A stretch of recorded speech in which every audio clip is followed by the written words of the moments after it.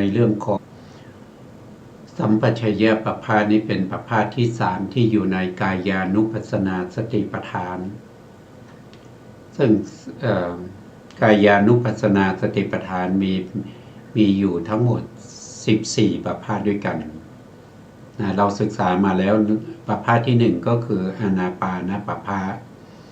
ประภาสที่2ก็คืออิริยาบถประภาสประภาสที่3ก็คือสัมปชัญญะประภาสอิริยาบถกับสัมปชัญญะประภาสนี้ก็ใกล้เคียงกันนะครับก็เป็นเรื่องของอิริยาบถทั้ง4นั่นเอง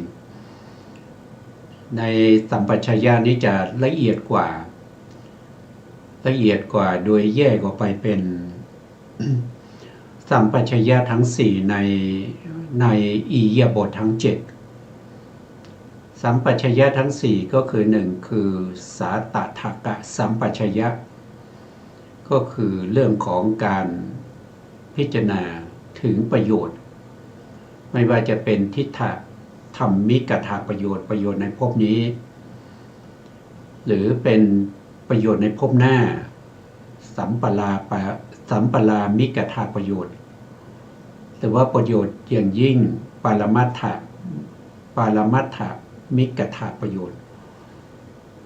ประโยชน์อย่างยิ่งก็คือเป็นจุดมุ่งหมายของชาวพุทธทั้งหลายทุกคนก็มีความปรารถนาที่จะพ้นจากทุกข์เหมือนกันแต่ว่าการที่จะพ้นจากทุกข์ได้ก็ต้องมีการกระทำการกระทำนั้นจะเป็นไปเพื่อความบริสุทธิ์ของสัตว์ทั้งหลายเพื่อพ้นจาก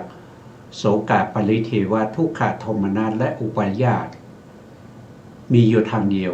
นั่นคือเอกายโนมีอยู่ทางเดียวเป็นทางสายเอกมุ่งสู่พระนิพพานนั่นก็คือได้แก่สติปัฏฐานที่พระพุทธองค์ได้ตรัสไว้เป็นทางเดียว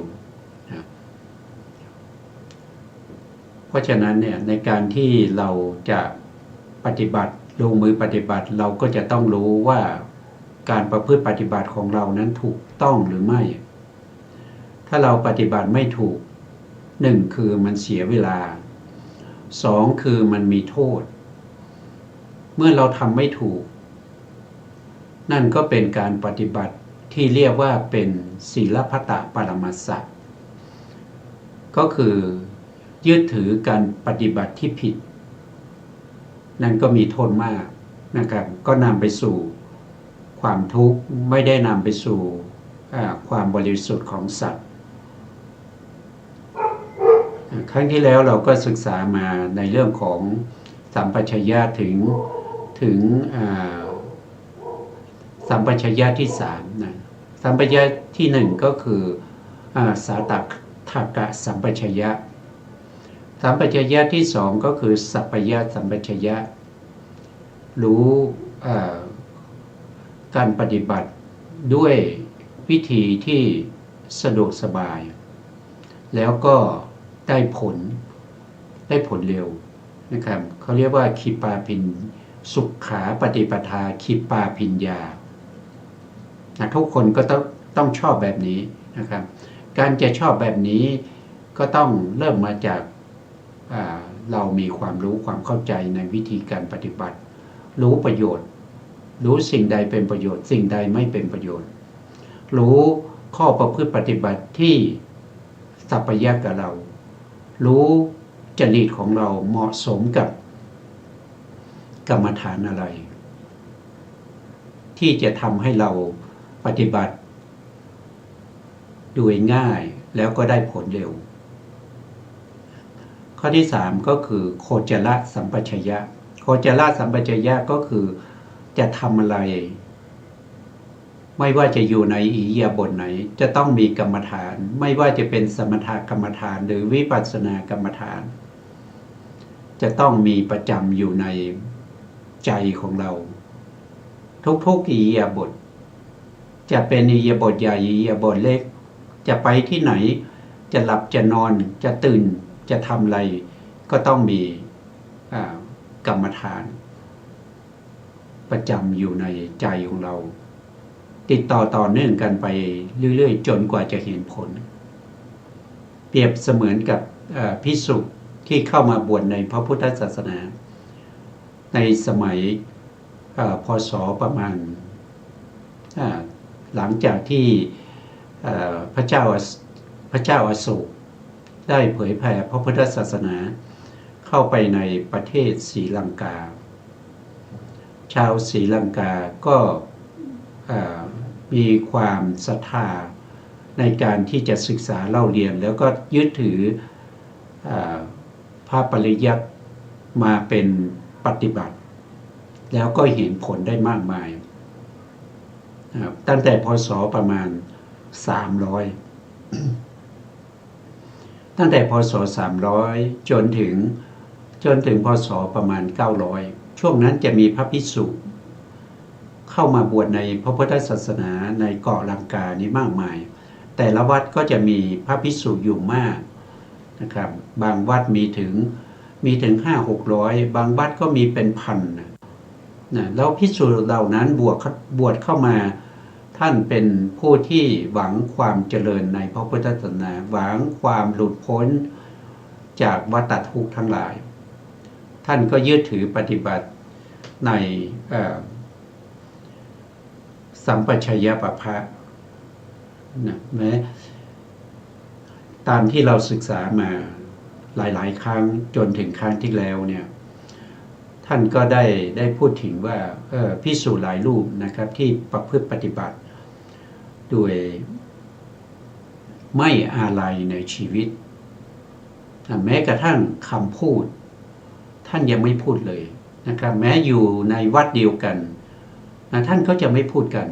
นะครับท่านตั้งหน้าตั้งตาประพฤติปฏิบัติท่านไม่มีเวลาที่จะมาสนทนาเรื่องต่างๆจะพูดได้ก็ในขณะที่วันเพ็ญเดือน12หรือวันแรม14ค่ำหรือ15ค่ำที่มีการฟังธรรมที่มีการจัดให้มีการฟังธรรมก็จะมีการพูดกันสนทนาธรรมเกี่ยวกับเรื่องข้อประพฤติปฏิบัติในเรื่องของกรรมฐานทั้งหลายนอกนั้นท่านจะไม่คุยกันท่านจะไม่พูดกันจนในที่สุดภิกษุเหล่านั้นก็ได้สำเร็จได้เป็นพระอรหันต์กันนะมากมายการครั้งที่แล้วเราก็มาพูดถึงเราก็ยังถึงตรงนี้อยู่นะครับตรงนี้นะก็คือเธอเป็นผู้บำเพ็ญคัตตปัจจาคติวัดนะครับตรงนี้นะครับแล้วก็ศึกษาต่อนะครับศึกษาไปเรื่อยๆนะครับเท่าที่เราจะมีโอกาสแล้วก็เท่าที่เราจะสามารถทำได้นะครับบางทีรายการอาจจะมีการเปลี่ยนแปลงนะครับอาจจะมีการเปลี่ยนแปลงอาจจะมีการเปลี่ยนชื่อนะครับเปลี่ยนชื่อเพราะว่าพระไตรปิฎกลอยฟ้าเนี่ยเป็นชื่อเดิมนะครับเป็นชื่อเดิมที่ท่านพระครูปริยัติยานุศาสตร์นะครับที่ท่านเป็นผู้ดำเนินการรายการนี้มาตั้งแต่ต้นนะครับเพราะฉะนั้นตอนนี้ท่านอาจจะท่านพร้อมแล้วนะครับท่านพร้อมที่จะมาออกรายการเพราะฉะนั้นผมก็จะเปลี่ยนรายการไปเป็นอย่างอื่นนะครับเปลี่ยนรายการเป็นอย่างอื่นแต่การศึกษาเล่าเรียนของเรายังไม่หยุดนะยังไม่หยุดเราก็จะศึกษาไปเรื่อยๆนะแต่อาจจะเป็นชื่อรายการอื่นนะครับอาจจะไปอยู่เวลาอื่นนะไม่ได้อยู่ในเวลาเดิมนะหรือไม่แน่นะครับก็ยังจะพูดคุยกับท่านพ่อครูปริยัติยานุศาสตร์ก่อนนะครับว่าท่านจะว่ายังไงนะกลับมาสู่เรื่องของเรานะครับก็เธอเป็นผู้บำเพ็ญคัตตปัจจาคติวัดนะคติวัดก็คือการนำกรรมฐานไปแล้วก็นำ กรรมฐานกรรมถ้าหากมีอุปนิสัยสมบูรณ์ไซก็จะบรรลุเป็นพระอรหันต์ในปฐมยามในสมัยพุทธกาลเนี่ยท่านจำแนกในช่วงตั้งแต่6 โมงเย็นไปจนถึง6 โมงเช้าเนี่ยท่านจะแยกออกเป็นสามการด้วยกันเขาจะเรียกว่าเป็นช่วงแรกก็จะ6 โมงจนถึง4 ทุ่มประมาณนี้ท่านก็เรียกว่าเป็นปฐมยามปฐมยามเนี่ยพระพุทธองค์ก็จะทำกิจอะไร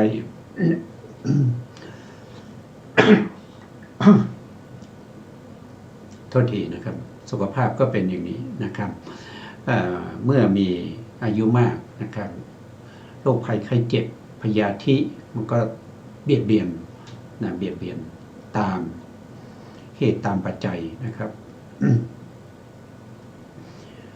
ช่วงระยะเวลาตอน6 โมงจนถึง6 โมงเย็นจนถึง6 โมงเช้าก็แบ่งเป็น3 การปฐมยามก็คือตั้งแต่6 โมงเย็นไปจนถึง4 ทุ่มช่วงนี้พระพุทธองค์ก็จะแสดงธรรมให้แก่ฆราวาสนะครับที่ท่านมาฟังธรรมมาฟังธรรมที่วัดนะพระพุทธองค์ก็จะแสดงธรรมหลังจากนั้นพระพุทธองค์ก็จะประทานโอกาสให้แก่พระภิกษุทั้งหลายให้พระภิกษุทั้งหลายมาถามปัญหาหรือว่ามาขอรับกรรมฐานอะไรทั้งหลายถ้าหลังจาก4 ทุ่มขึ้นไปนะครับ4 ทุ่มไปจนถึงตี 2เนี่ยเขาเรียกว่าเป็นมัชฌิมยามมัชฌิมยามนี้ก็พระพุทธองค์ก็ประทานพระโอกาสให้แก่พวกเทวดาก็จะมาหลังจาก4 ทุ่มไปแล้วก็จะมาฟังธรรมมาสนทนาธรรมมาขอถามปัญหาต่างๆหลังจากนั้นก็เป็นปัจฉิมยามนี้พระพุทธองค์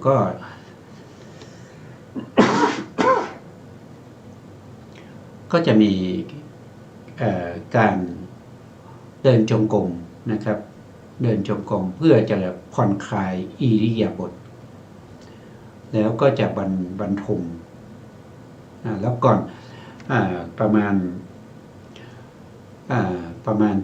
ตี 4 ตี 5นะครับพระพุทธองค์ก็จะส่งข่ายพยานตรวจสอบสัตว์ทั้งหลายว่ามีใครบ้างวันนี้ที่จะบรรลุธรรมที่มาปรากฏอยู่ในข่ายพยานของพระพุทธองค์เมื่อพระพุทธองค์ทราบแล้วพระพุทธองค์ก็จะไปโปรดแก่บุคคลนั้นจะใกล้จะไกลก็ไม่สนใจนะครับสนใจอย่างเดียวเท่านั้นก็คือทำยังไงเขาจะได้บรรลุเขาจะได้ดวงตาเห็นธรรมได้ตรัสรู้เป็นพระอรหันต์โดยวิธีที่ไม่ยุ่งยากไม่วุ่นวายแล้วภิกษุที่บวชเข้ามาหลังพุทธกาลนะครับพวกนี้ก็ยึดถือการปฏิบัติบางพวกก็มีการบวชเข้ามาเพื่อแสวงหาลาภสักการะบางพวกก็บวชเข้ามาเพื่อหนีภัยต่างๆแต่ส่วนมากที่บวชเข้ามาเพื่อหวังความเจริญอย่างเช่นพระภิกษุเหล่านี้ที่บวชเข้ามาในหลังจากที่พระพุทธศาสนาไปรุ่งเรืองเจริญอยู่ที่ศรีลังกา เมื่อเขาประพฤติปฏิบัติเนี่ยเขาก็ตั้งใจไว้ว่าวันนี้เนี่ยในช่วงปฐมยามเนี่ยเราต้องได้บรรลุนะครับตั้งใจไว้เพราะประพฤติปฏิบัติมาหลายวันแล้วหลายเดือนแล้วนะครับบางคนก็เป็นปีนะครับตั้งใจจะให้บรรลุธรรมในวันนี้นะครับเมื่อปฐมยามก็จะให้บรรลุปฐมยามถ้ายังไม่บรรลุในปฐมยามก็พยายามให้บรรลุในมัชฌิมยามนะ ถ้ามัชฌิมยามยังไม่บรรลุแล้วไซ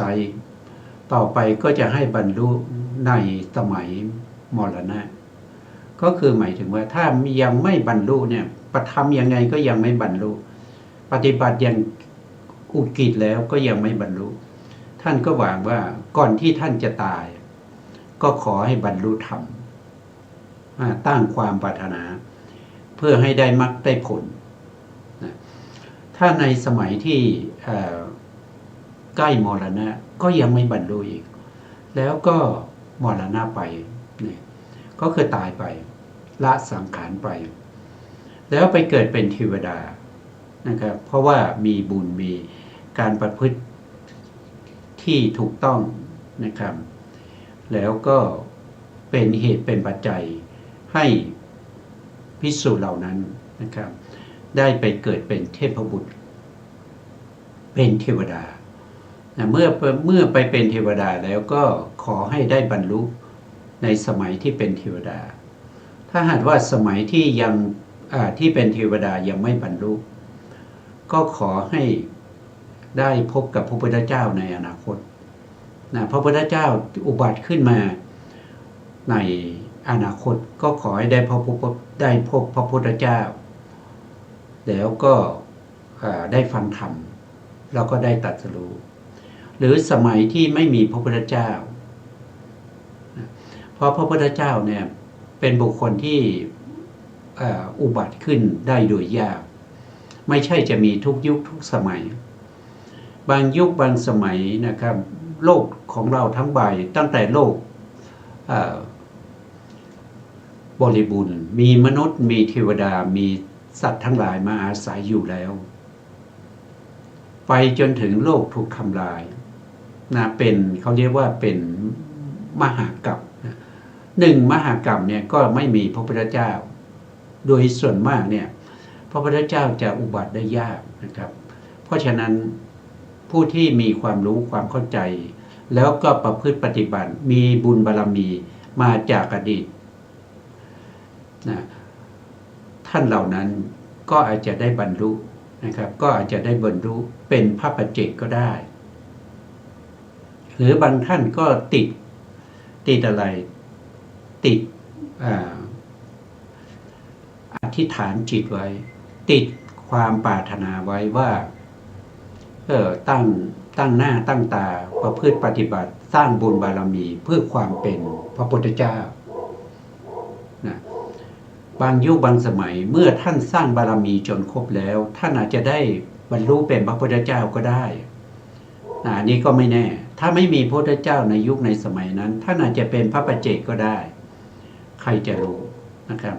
เราไม่รู้อัธยาศัยของสัตว์ทั้งหลายว่าแต่ละท่านแต่ละคนจะมีอัธยาศัยยังไงสร้างบุญบารมีมาอย่างไงตั้งความปรารถนามาอย่างไรนะครับเพราะฉะนั้นเมื่อเหตุและปัจจัยบริบูรณ์บารมีเต็มเปี่ยมนะครับก็สามารถที่จะ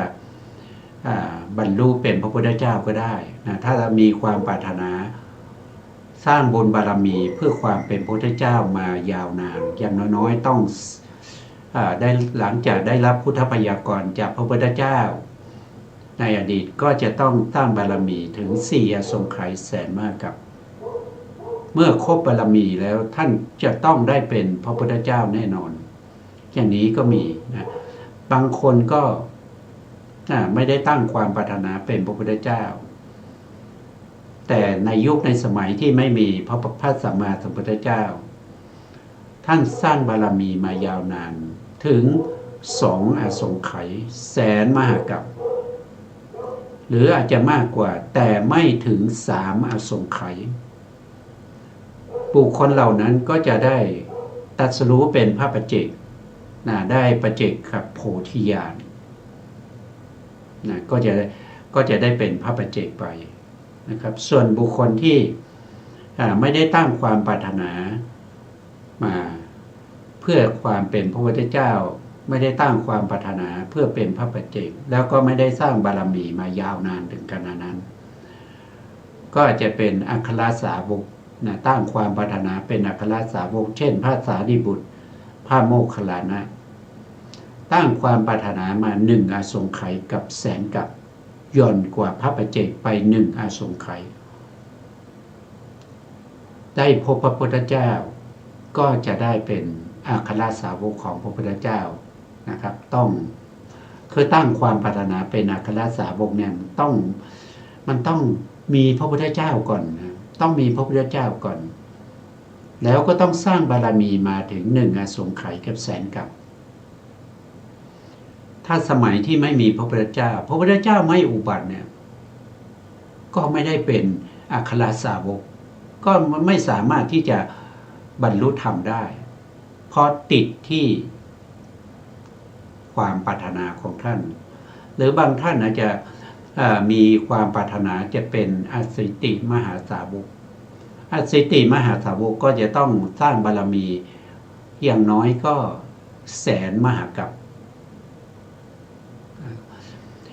ท่านก็ได้พูดถึงว่า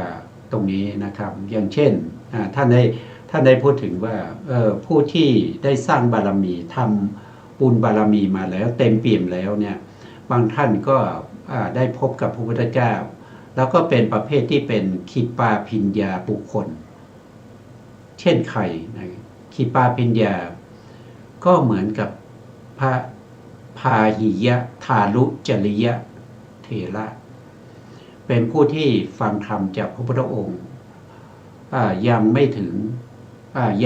งบาทนะครับยังไม่ถึงคาถานะครับฟังธรรมยังไม่จบคาถาเลยนะครับก็ได้ตรัสรู้เป็นพระอรหันต์แล้วอันนี้ก็เป็นประเภทที่เป็นไตรเอกทัคคะว่าเป็นผู้ที่บรรลุธรรมได้เร็วที่สุดเป็นภิกษุที่เลิศกว่าเป็นผู้ภิกษุที่สามารถบรรลุธรรมได้เร็วกว่าภิกษุทั้งหลายนะเป็นประเภทที่เป็นคิปาพิญญาบุคคลนะครับในยุคของพระพุทธเจ้าโคตมะมีอยู่คนเดียวนะครับก็คือพระพาหิยะนะแล้วก็พระสารีบุตรนะพระสารีบุตรก็พระโมคคัลลานะนะครับพระสารีบุตรเป็นผู้ที่มีปัญญามากนะเป็นเอตทัคคะในเรื่องของผู้มีปัญญามากกว่าภิกษุทั้งหลายพระโมคคัลลานะนะครับก็เป็นผู้ที่มีฤทธิ์นะครับสามารถที่จะแสดงฤทธิ์ได้เป็นเลิศกว่าภิกษุทั้งหลายรองจากพระพุทธเจ้านะครับเพราะพวกนี้เขาตั้งความปรารถนามานะหรือว่าบางทีนะครับก็จะเหมือนกับ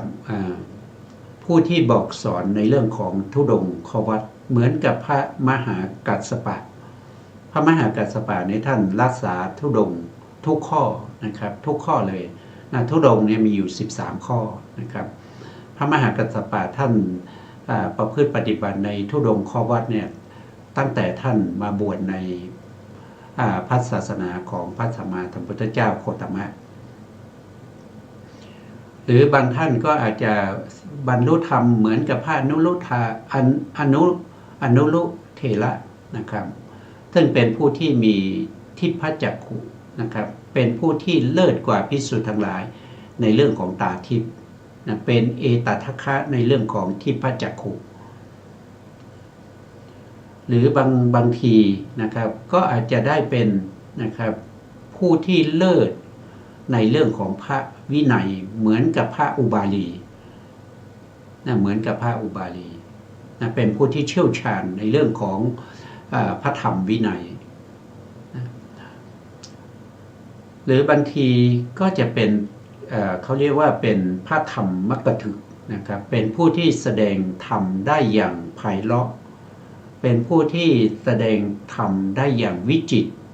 พิสดารเหมือนกับพระบุญนะมันตานีบุตรนะซึ่งเป็นหลานของพระอัญญาโกฏัญญะนะครับแล้วก็เป็นผู้ที่ท่านอัญญาโกฏัญญะเป็นผู้บวชให้ แล้วก็สอนให้เกี่ยวกับเรื่องของคาถาวัตถุสิบเรื่องของมากน้อยสันโดษวิเวกปราลบความเพียรไม่คุกคีมีศีลบริสุทธิ์นะมีศีลบริสุทธิ์มีปัญญามีวิโมกข์มีวิมุตติญาณทัศนะท่านเป็นผู้ที่กล่าวสอนในเรื่องของคาถาวัตถุสิบนะแล้วก็พระอานนท์นะครับพระอานนท์ได้ฟังธรรมจากพระบุญนะมันตานีบุตรเนี่ยแล้วก็ได้เป็นพระโสดาบันนะพระอานนท์ฟังธรรมจากพระบุญนะมันตานีบุตรนะไม่ได้เป็นพระโสดาบันโดยการฟังธรรมจากพระพุทธองค์พระอานนท์เนี่ยเป็นผู้ที่ได้รับเอกทัคคะถึง5ตำแหน่งด้วยกันนะครับเท่าที่จำได้ก็คือ1ก็คือเป็นพหุสูตรเป็นผู้ทรงจำในพระธรรมคำสั่งสอนของพระพุทธเจ้าแล้วก็เป็นผู้ที่ขาดในการทำสังคายนาครั้งที่1เนี่ยขาดพระอานนท์ไม่ได้นะเพราะพระอานนท์เนี่ยเป็นผู้ที่ทรงจำพระธรรมคำสั่งสอนของพระพุทธเจ้าไว้มากมายนะครับเพราะหลังจากที่พระพุทธองค์ได้ปรินิพพานไปแล้วภิกษุทั้งหลายก็ตกลงกันว่าจะต้องมีการทำสังคายนานะครับรวบรวมพระธรรมวินัยของพระพุทธเจ้าให้เป็นหลักเป็นฐานนะเพื่อป้องกันพวกที่เป็นมิจฉาทิฏฐิเข้ามาเก่าตูเข้ามายกข้อประพฤติปฏิบัติที่นอกเหนือจากที่พระพุทธองค์ได้แสดงไว้พระอานนท์ก็เป็นผู้ที่ตอบปัญหานะครับตอบปัญหาในเรื่องของพระสูตรกับพระพิธรรมส่วนพระบาลีเป็นผู้เชี่ยวชาญในเรื่องของพระวินัยก็จะตอบปัญหาเรื่องของพระวินัยแล้วก็พระภิกษุที่ร่วมสังคายนา500รูปก็จะมีการสวดนะครับมีการสวดพระสูตรที่พระอานนท์กับพระอุบาลีได้ต่อไปถ้าสวดพร้อมกันทั้ง500รูปแล้วก็ไม่มีผิดเพี้ยนก็ยกขึ้นสู่พระไตรปิฎกนะครับ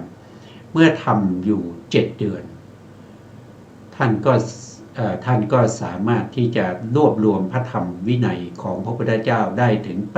84,000 พระธรรมขันธ์จนสืบทอดมาจนถึงทุกวันนี้ในสายที่เป็นเถรวาทอย่างพวกเราทั้งหลายนะครับก็ยึดถือพระธรรมวินัยของพระพุทธเจ้าที่ได้ทำสังคายนามาตั้งแต่ครั้งแรกที่มีพระมหากัสสปะเป็นผู้เป็นประธานฝ่ายสงฆ์เป็นผู้ที่สอบถามแล้วก็มีพระเจ้าชาติศัตรูเป็นผู้ที่ดูแลอุปถถัมภ์ให้การสนับสนุนในการทำสังคายนาครั้งที่1นั้นอันนี้ก็เกี่ยวข้องกับพระภิกษุทั้งหลายที่เราพูดถึงอยู่นะครับพระภิกษุเหล่านี้นะครับที่ประพฤติปฏิบัติในพรหมจรรย์ของพระสัมมาสัมพุทธเจ้าก็ประพฤติปฏิบัติมาอย่างนี้นะครับมีสติสัมปชัญญะ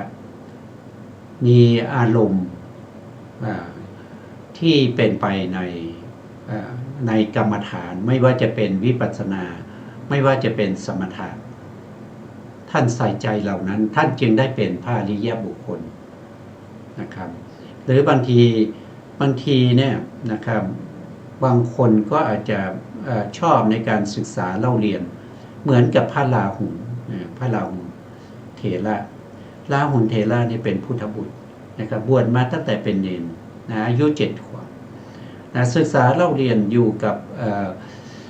กับพระสารีบุตรนะครับ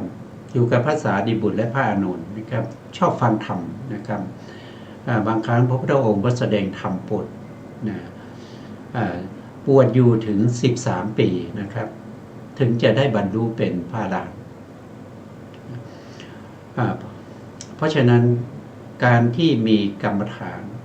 นะครับอยู่ประจำใจจึงเป็นสิ่งที่สำคัญในพระพุทธศาสนาภิกษุผู้นำไปและนำกลับในกรรมฐาน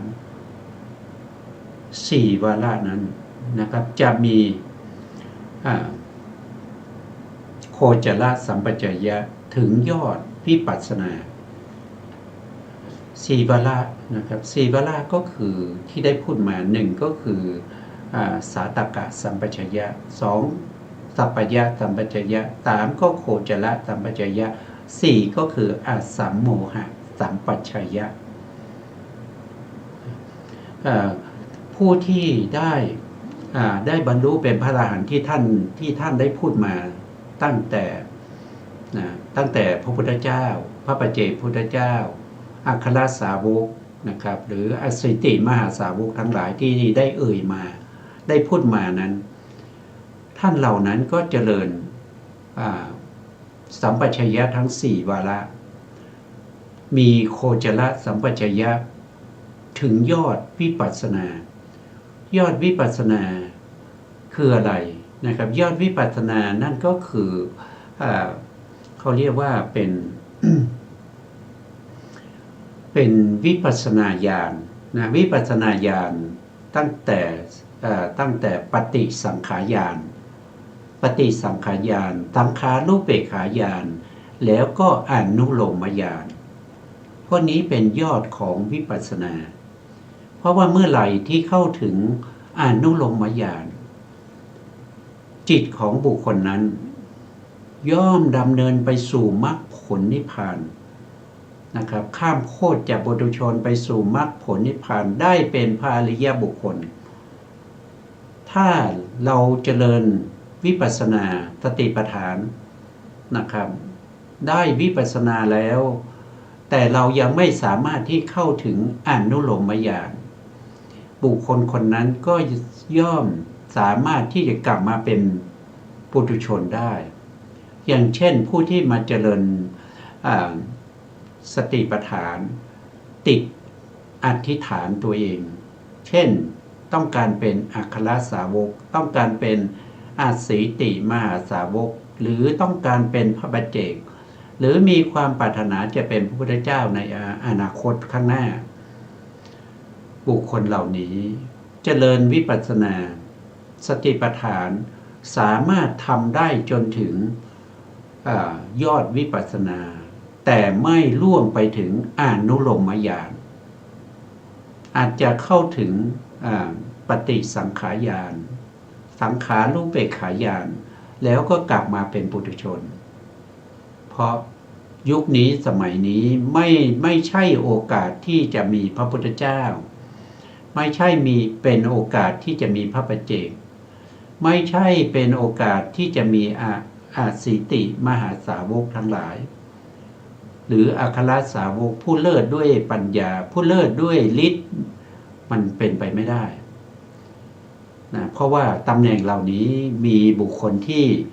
ท่านบรรลุไปแล้วก็พระพุทธเจ้าปัจจุบันนี้ท่านก็เสด็จไปดีแล้วนั่นก็คือเสด็จเข้าสู่พระปรินิพพานแล้วเสด็จไปด้วยอริยมรรคอริยผลและพระนิพพานเหมือนกับพระพุทธเจ้าในอดีตทุกพระองค์นะครับก็เสด็จไปดีเหมือนกันหมดเลยนะเพราะว่าการเสด็จไปแล้วไม่หวนกลับมาอีกเสด็จไปด้วยหนทางที่ประกอบด้วยอริยมรรคมีองค์8แล้วก็จุดมุ่งหมายนั้นก็คือพระนิพพานสั่งสอนพวกเราทั้งหลายมาจนจบในเรื่องของโคจรสัมปชัญญะนะครับในส่วนที่จะเป็นอสัมโมหะสัมปชัญญะนั้นนะครับเราก็จะว่ากันต่อไปนะครับแต่ก่อนที่เราจะข้ามจะจบในเรื่องของโคจรสัมปชัญญะนะครับก็มีเรื่องเกี่ยวกับเรื่องของการเดินจงกรม นะครับการเดินจงกรมเข้ามาแทรกอยู่เพราะว่าในเรื่องของโคจรสัมปชัญญะเนี่ยเป็นเรื่องของการปฏิบัติอิริยาบถทั้ง4มีการเดินมีการไปบิณฑบาตอะไรพวกนี้มีการเดินจงกรมพระภิกษุบางโลกเท่าที่เราศึกษามาก็เดินจงกรมเพื่อบูชาความเพียรของพระพุทธองค์เดินจงกรมอยู่ถึง7 ปีนะเดินจงกรมเนี่ยมันเดินยังไงมันมียังไงนะในตรงนี้นี่นำมาจากในวิสุทธิมรรคนะครับมาจากวิสุทธิมรรคนะครับข้อความนี้มาจากวิสุทธิมรรควิสุทธิมรรคที่ผมนำมานั้นคือนำมาจากของพระอาจารย์อาสภะนะครับ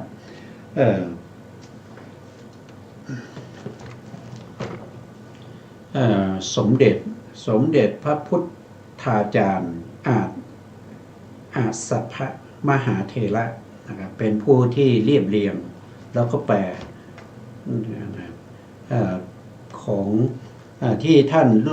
พิมพ์มาเนี่ยก็จะเป็นของ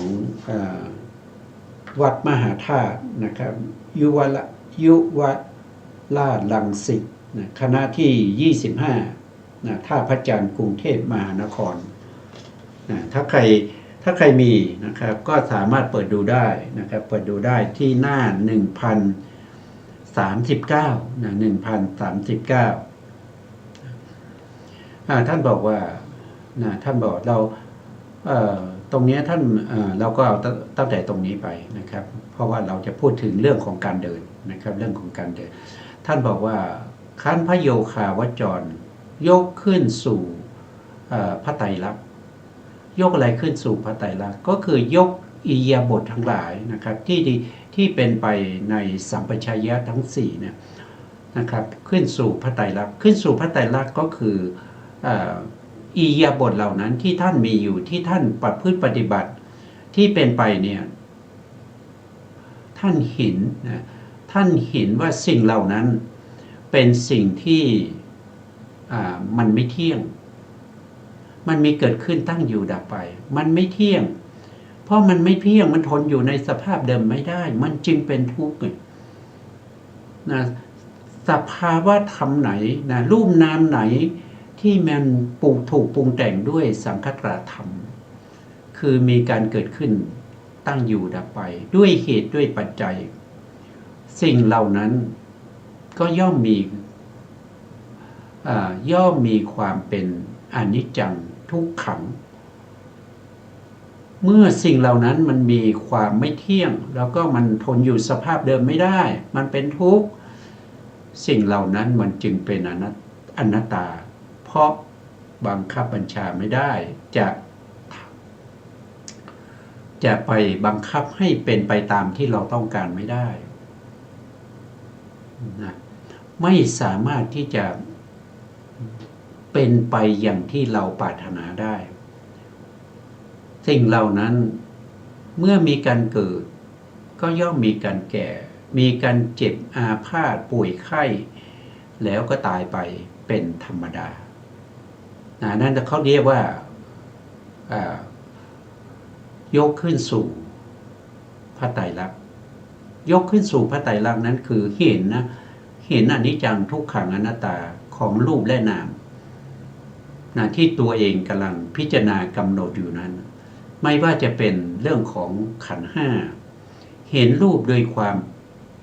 เป็นถ้าว่าโดยสติปัฏฐานก็เห็นรูปเห็นกายทั้งหลายโดยความเป็นอสุภะเห็นเวทนาทั้งหลายโดยความเป็นทุกข์เห็นธรรมเห็นจิตทั้งหลายนะครับโดยความไม่เที่ยงเห็นธรรมทั้งหลายโดยความเป็นอนัตตาไม่ว่าจะเป็นขันธ์ไม่ว่าจะเป็นขันธ์5เป็นอายตนะ10เป็นอายตนะ12นะเว้นในส่วนที่เป็นโลกุตระในส่วนที่เป็นธรรมายตนะมีสภาพที่เป็นโลกุตระมาด้วยเพราะพวกมรรคนะครับมรรคคืออะไรมรรคคือเจตสิก มรรคมีองค์8ก็จะมีสัมมาทิฏฐินั่นก็คือได้แก่โมหะหรือปัญญาสัมมาสังกัปปะก็คือได้แก่ตัววิตกสัมมาวาจาก็ได้แก่สัมมาวาจาเจตสิกสัมมากัมมันตเจตสิกสัมมาอาชีวะเจตสิกแล้วก็สัมมาวายามะก็คือวิริยะก็เป็นเจตสิกสัมมาสติก็เป็นเจตสิกสัมมาสมาธิก็เป็นเจตสิกเจตสิกเป็นธรรมายตนะแล้วก็นิพพานก็เป็นธรรมายตนะเพราะฉะนั้นเราก็จะต้องไม่นับรวมในส่วนที่เป็นโลกุตระก็คือมรรคมีองค์8มรรคจิตผลจิตแล้วก็เจตสิกที่ประกอบเหล่านั้นไม่ใช่อารมณ์ของวิปัสสนาไม่ใช่อารมณ์ของสติปัฏฐานแล้วก็นิพพานก็ไม่ใช่อารมณ์ของสติปัฏฐานนิพพานเป็นอารมณ์ของมรรคนะครับไม่ใช่อารมณ์ของสติปัฏฐานเมื่อยกขึ้นสู่พระไตรลักษณ์ด้วยการเดินไปข้างหน้าถอยกลับอันนี้เราก็จะเห็นได้ว่าเป็นอิริยาบถนะก็คือหมายถึงว่าการก้าวขาไปแล้วก็ถอยมาอันนี้ก็เป็นฐานะที่หนึ่งที่จะต้องประกอบด้วยสัมปชัญญะทั้ง4นะที่พูดไป2ก็คือมีการแลดูการเหลียวอันนี้เป็นฐานะที่2ก็คือการมองนะมองซ้ายมองขวามองไปข้างหน้าก็คือการแลแล้วก็การเหลียวนะหรือว่าแงนดูก้มดูอะไรพวกนี้เกี่ยวกับเรื่องของการดูฐานะที่3ก็คือการคูนะการคูแขนเหยียดแขนคูขาเหยียดขาอันนี้ฐานะที่3นะซึ่งมีมือเท้าในรูปนั้นแหละนะต่อไปนี้เรียกว่านะครับรูปที่เป็นไปในการเดินไปข้างหน้า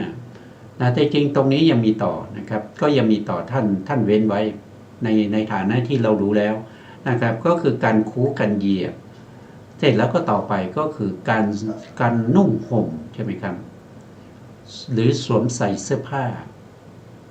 นะครับนุ่งห่มสวมใส่เสื้อผ้าแล้วก็มีการกินการเคี้ยวการลิ้มการดื่มแล้วก็ยังมีการถ่ายหนักถ่ายเบาถ่ายอุจจาระปัสสาวะแล้วก็มีการเดินมีการยืนการเดินการนั่งแล้วก็การนอนที่ต้องเป็นไปในสัมปชัญญะทั้ง4รูปที่เป็นไปในการเดินไปข้างหน้ายังไม่ทันที่จะถอยกลับก็ดับไปแล้วอันนี้คือลักษณะของพระไตรลักษณ์คือเวลาเดินเวลายกเท้าเนี่ยนะครับเวลายกเท้าขึ้นนะครับ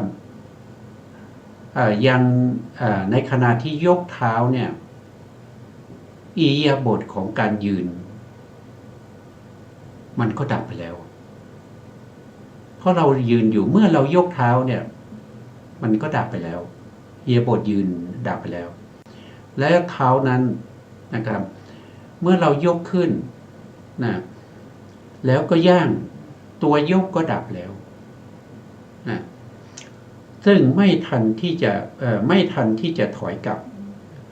ก็ดับไปในการเดินไปข้างหน้านั่นเองรูปที่เป็นไปในการถอยกลับก็ยังไม่ถึงการแลนะไม่ถึงการมองนะครับไม่ถึงการมองก็ดับแล้วก็การดับไปของการเดินไปข้างหน้านั่นเองรูปที่เป็นไปในการถอยกลับก็ยังไม่ถึงการแลรูปที่เป็นไปในการแลก็ยังไม่ถึงการเหลียวรูปที่เป็นไปในการเหลียวดูก็ยังไม่ทันถึงการคูรูปที่ถึงการคูก็ยังไม่ถึงการย่างการเหยียบการเหยียบออกไปก็ดับนะครับในการคูนั่นเองพ ราะเหตุนั้นรูปนั้นจึงเป็นอนิจจังทุกขังอนัตตาไม่มีอะไรที่ยั่งยืนมีแต่ความไม่เที่ยงทนอยู่ในสภาพเดิมไม่ได้มันเป็นสิ่งที่บังคับบัญชาไม่ได้มันเป็นไปอย่างนี้มันจึงเป็นอนัตตาทีนี้ก็มาดูท่านก็จะแสดงต่อในเรื่องของจำแนกก้าวเท้า6ระยะครั้นแล้วโยคีก็ทำระยะของการก้าวเท้า1ออกไป6ส่วนโดยแบ่งเป็นอย่างนี้นะครับแบ่งเป็นอย่างนี้1ข้อที่1ก็คืออุทัฏฐละนะก็คือการยก2ก็คืออาทิหารนะก็คือย่าง3คือวิติหารนะก็คือย้าย4โวสชนะก็คือลง5สันนิเขปนะก็คือเหยียบ6สันนิลุมะพนะก็คือการกดอันนี้ก็คือการยกเท้าข้างหนึ่งเนี่ยจะต้องทำให้มีความละเอียดอย่างนี้เขาเรียกว่าเป็นการก้าวเท้า6ระยะนะครับตรงนี้ท่านไม่ได้แสดงละเอียดไม่ได้แสดงละเอียดปัจจุบันนี้ก็เกจิอาจารย์ในยุคปัจจุบันท่านก็มาขยายต่อนะครับขยายต่อแล้วก็เอาออกมาแยกส่วนต่างๆออกมาเพื่อให้สะดวกแก่ผู้ที่ปฏิบัติอันนี้ขอบอกนะครับว่าเป็นเกจิอาจารย์ก็คือเป็นอาจารย์รุ่นใหม่นะครับรุ่นปัจจุบันนะครับท่านแสดงไว้เราก็ว่าไปตามนั้นนะครับอุทัฏฐละนะอุทัฏฐละนะนะครับก็คือการยกก็เปรียบเสมือนกับการยกส้นแล้วท่านก็เติมคำว่าหนอลงไปด้วยนะครับยกส้นหนอเวลาเราจะยกเท้าขึ้นนะครับอันนี้คือ6ระยะนะ6ระยะปัจจุบันนี้เกจิอาจารย์ท่านก็มีระยะที่1นะครับมีระยะที่1มีระยะที่2ระยะที่3ที่4ที่5แล้วก็ที่6ที่6นี้คือความละเอียดนะครับละเอียดที่สามารถที่จะกำหนดรู้ถึงการเคลื่อนไหวของเท้ารู้ไปทำไมรู้ไปเพื่อจะฝึกสติให้สติเนี่ยเกาะอยู่ที่อิริยาบถการเคลื่อนไหวของเท้าแต่ละช่วงไปไม่ให้มีการหลงลืมสติถ้าหลงลืมสติไม่เกาะอยู่ที่การเดินจงกรมคือเท้าที่เคลื่อนไปเมื่อสติไม่เกาะอยู่ที่เท้านิวรณ์ก็จะเข้าแทรกเมื่อนิวรณ์เข้าแทรกก็ไม่ถือว่าเป็นการประพฤติปฏิบัติในพระธรรมคำสั่งสอนของพระพุทธเจ้าเพราะว่านิวรณ์มันเป็นอกุศลพระพุทธองค์ไม่ได้สั่งไม่ได้สอนให้พวกเราเจริญนิวรณ์แต่ให้เราเนี่ยกำจัดนิวรณ์เมื่อนิวรณ์เกิดขึ้นแล้วต้องมีสัมมาประธานก็คือมีความพยายามในการที่จะละนิวรณ์ละอกุศลธรรมทั้งหลายที่เกิดขึ้นแล้วเขาเรียกว่าปหานะประธานเมื่ออกุศลเกิดขึ้นในใจต้องมีการกำจัดกำจัดในที่นี้ไม่ได้หมายความว่าเราต้องไปใช้ศรัทธาในการที่จะประหารแต่หมายถึงว่าเราต้องทำกุศลธรรมให้เกิดขึ้นกุศลธรรมจะเกิดขึ้นได้ยังไงกุศลธรรมจะเกิดขึ้นได้ต่อเมื่อเรามีสติผูกอยู่ที่อิริยาบถในการเคลื่อนไหวในการยกเท้าในการที่ย่างเท้าในการที่เหยียบถ้ามีสติกำหนดอยู่อย่างนี้ถึงอิริยาบถในการเดิน นิวรณ์เข้าไม่ได้ความฟุ้งซ่านมีไม่ได้อภิชาก็ถูกดับโทมนัสก็ถูกกำจัดเพราะตอนนี้เรามีสติการฝึกสติให้มีสติต่อเนื่องกันไปเรื่อยๆให้สตินั้นมีกำลังเมื่อสติมีกำลังสมาธิก็จะมีกำลังนะเพราะสตินี้เป็นหัวหน้าเป็นผู้นำในเรื่องของอินทรีย์ห้าหรือในเรื่องของโพชฌงค์เจ็ดโพชฌงค์เจ็ดเป็นองค์แห่งการตรัสรู้ก็มีสตินั่นแหละเป็นผู้นำเป็นหัวหน้าถ้าเรามีสติอกุศลเข้าไม่ได้เพราะสตินี้มันเป็นเขาเรียกว่าเป็นโสภณเจตสิกนะครับโสภณเจตสิกมีสติเป็นผู้นำนะเมื่อมีสติแล้วสมาธิก็จะมีกำลังเมื่อสมาธิมีกำลังปัญญาก็จะเกิดรู้เห็นตามความเป็นจริงปัญญาเกิดเพราะว่ามีสมาธิเป็นเบื้องเป็นบาทสมาธิเกิดขึ้นมีกำลังมากขึ้นเพราะมีสตินะเพราะมีสติไม่หลงลืมสติต่อเนื่องในอิริยาบถมีวิริยะเป็นตัวที่คอยค้ำจุน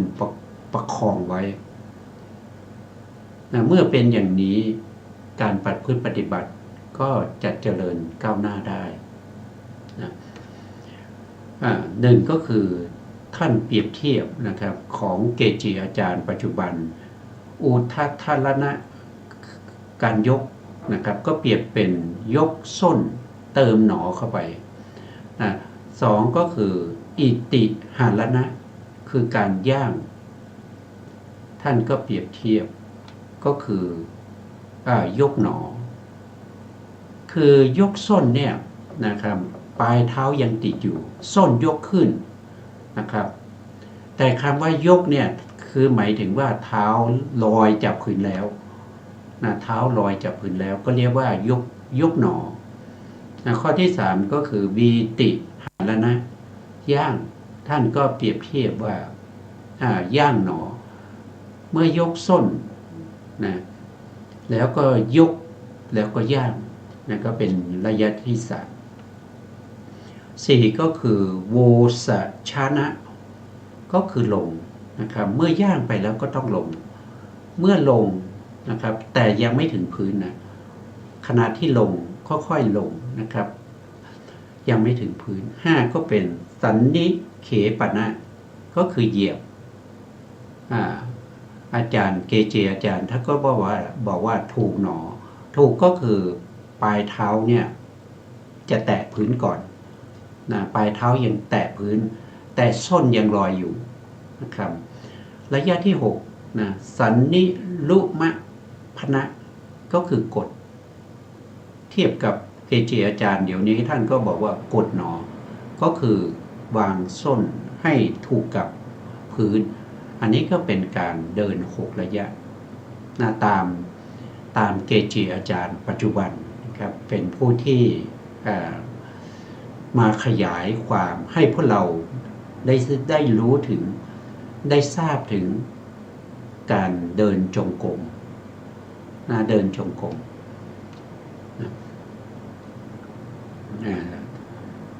วันนี้เวลาเราก็ใกล้หมดแล้วนะครับเพราะฉะนั้นเราก็จะขึ้นเวลาให้ทางสถานีต่อไปนะครับ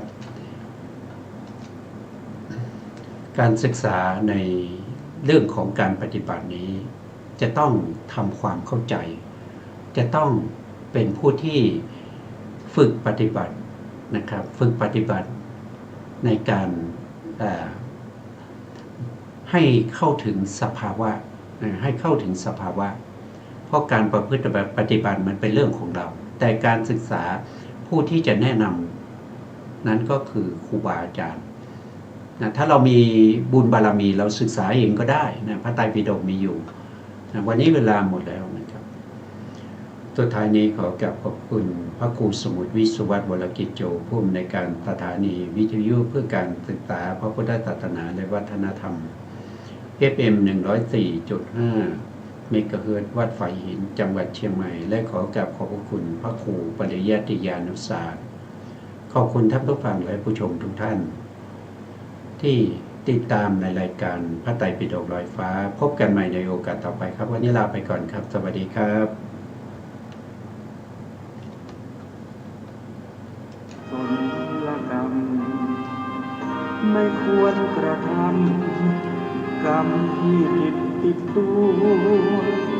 ทำบาปโหด